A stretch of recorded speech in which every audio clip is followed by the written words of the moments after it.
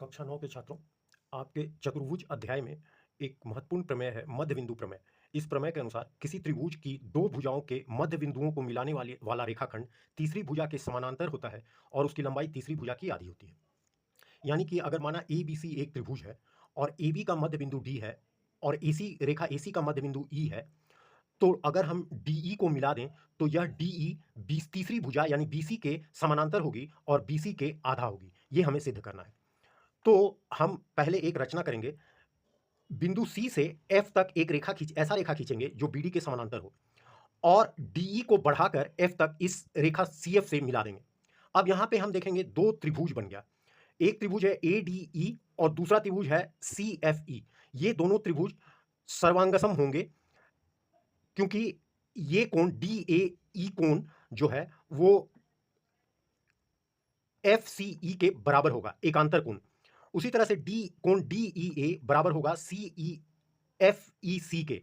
ये ऊर्ध्वाधर विपरीत कोण बराबर होंगे और ए बराबर ई सी होगा रचना से, क्योंकि ई जो है वो मध्य बिंदु है ए सी का, यह दिया है। अतः ये दोनों त्रिभुज सर्वांगसम होंगे कोण भुजा कोण नियम के अनुसार। कोण भुजा कोण नियम के अनुसार ये दोनों सर्वांगसम होंगे। अगर ये दोनों सर्वांगसम होंगे तो एडी बराबर सीएफ होगा, लेकिन एडी बराबर बीडी दिया गया है, अतः बीडी बराबर सीएफ होगा और रचना से बीडी जो है वो सीएफ के समानांतर भी है।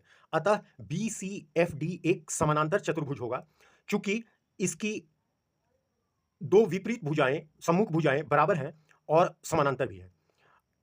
तो अगर बी सी एफ डी एक समानांतर चतुर्भुज है जो हमने सिद्ध कर दिया, तो इसका मतलब डीएफ जो होगा वो बीसी के समानांतर होगा, अर्थात डी जो है वो बीसी के समानांतर होगा, क्योंकि रचना के अनुसार डी को ही हमने बढ़ाकर एफ तक लाया था। इसलिए डीएफ यदि समानांतर है बीसी के तो डी भी समानांतर है बीसी के। तो हमने पहला भाग को सिद्ध कर दिया। दूसरा भाग यह सिद्ध करना है कि डी जो है वो बीसी के आधा है।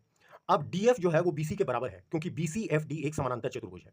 लेकिन ई मध्य बिंदु है डीएफ का, क्योंकि डी बराबर ईएफ है, इसलिए कि हमने ये सिद्ध कर दिया था कि ये त्रिभुज और ये त्रिभुज सर्वांगसम है। तो सर्वांगसम त्रिभुज के सर्वांगसम भुजा भी बराबर होंगे, अर्थात डी जो है वो आधा होगा बीसी के। तो हमने दोनों चीज को हमने मध्य बिंदु प्रमेय सिद्ध कर दिया।